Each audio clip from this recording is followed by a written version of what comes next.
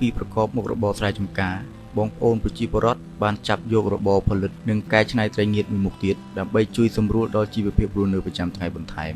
លោកស៊ិនសងរស់នៅក្នុងឃុំវឌ្ឍនៈស្រុកសម្បូរខេត្តក្រចេះនិងជាប្រធានសហគមន៍នៃក្រុមផលិតនិងកែច្នៃត្រីងៀតដែលមានសមាជិក6នាក់ដែលបានគាំទ្រពីអាជ្ញាធរមូលដ្ឋាននិងជំនាញរដ្ឋបាលជលផលជាពិសេសគឺការគាំទ្រពីអង្គការដៃគូបាននឹងកំពុងមមាញឹកក្នុងការចិញ្ចឹមត្រីនិងដាក់ចំណីត្រីដើម្បីពន្លឿនការធំធាត់របស់ត្រី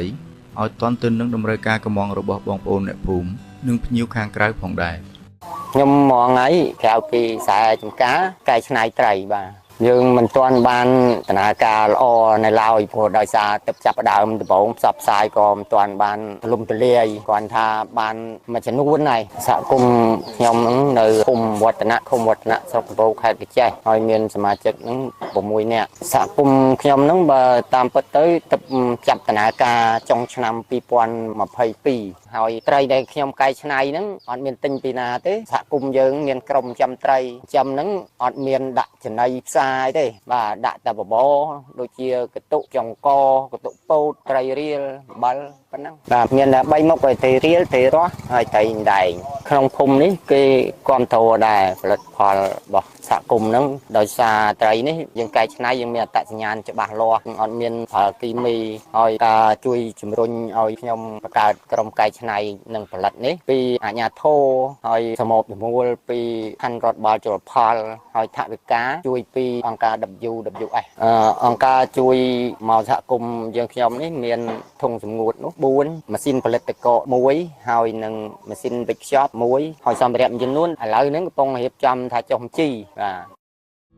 បើទោះបីជាមានសមាជិកតែ6នាក់តែការងារបច្ចេកទេសក្នុងការផលិតនិងកែច្នៃដែលទទួលបានរយៈពេលកន្លងមកក៏មិនមែនជាបញ្ហានោះដែរក្នុងការបំពេញតម្រូវការរបស់ភ្ញៀវដែលបានគាំទ្រនិងបានកម្មង់ដោយក្នុងសហគមន៍បានផលិតនិងកែច្នៃត្រីងៀតចំនួន3ប្រភេទមានដូចជាងៀតត្រីអណ្ដែងត្រីរស់និងត្រីរៀលជាដើមតែតម្លៃនៃត្រីរៀលលក់ចេញរៀងមានតម្លៃខុសបន្តិចដោយ1គីឡូតម្លៃ 50,000 រៀលដោយការផលិតនិងកែច្នៃមានភាពស្មុគស្មាញចំណាយពេលវេលាសម្អាតនិងតុបតែងបន្តិចតម្លៃលក់ចេញរាល់ថ្ងៃខ្ញុំលក់ត្រីដែងហ្នឹងវា1គីឡូ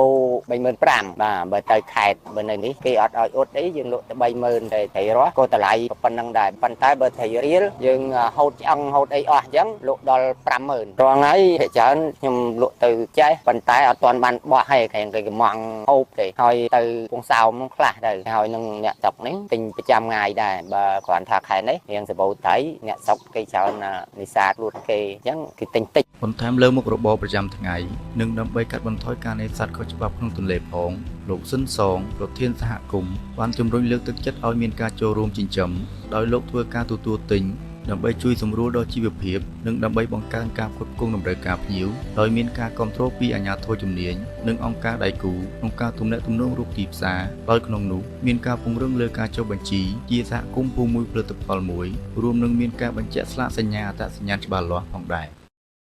ចង់និយាយថាបន្ថែមលើមុខរបរមួយចំនួនដែលជារដ្ឋយើងចាំបានទៅកាត់បន្ថយការនេសាទខុសច្បាប់ក្នុងទន្លេផងយើងចូលរួមការពារធនធានជលផលទាំងអស់គ្នាអញ្ចឹងរាល់ថ្ងៃគាត់កំពុង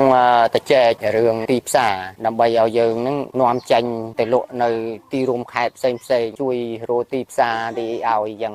បាទមានការគាំទ្រច្រើនពីជាបរិវត្តក៏ដូចជាអង្គការផ្សេងដូចជានៅពេញអីឥឡូវ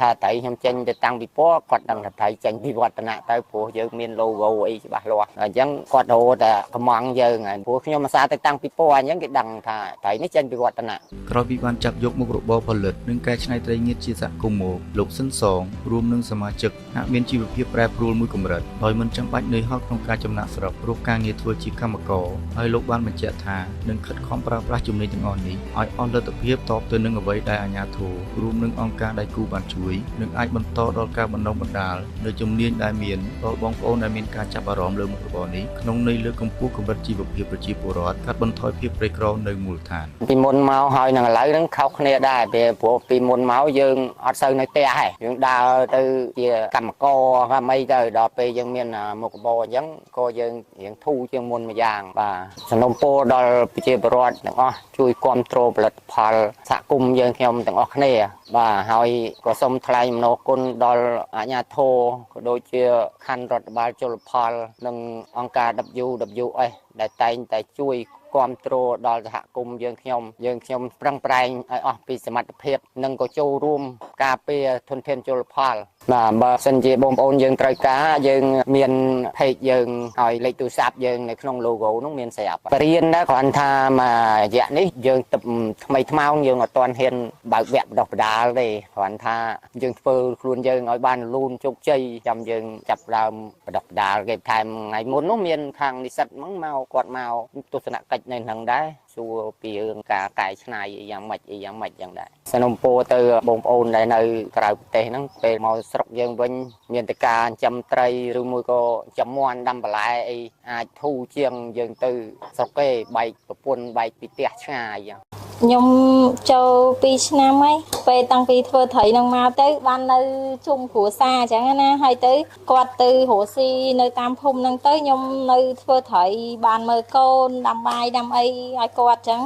វាធូរដែរហើយអត់បាច់ចាំពិបាកយើងទៅធ្វើការនៅខាងក្រៅឆ្ងាយផ្ទះពីកូនពីប្តីចាអរគុណដល់សហគមន៍ដែលបានជួយផ្ដល់ជាមុខរបរនឹងណែនាំឲ្យចំកាត់បន្ថយយើងទៅនេសាទខុសច្បាប់អីអញ្ចឹងណាកាត់បន្ថយច្រើនសំណូមពរឲ្យម៉ួយហ្នឹងមកជួយទិញឲ្យច្រើនហើយអញ្ជើញមកភ្លក់ដល់ហ្នឹងក៏បានដែរ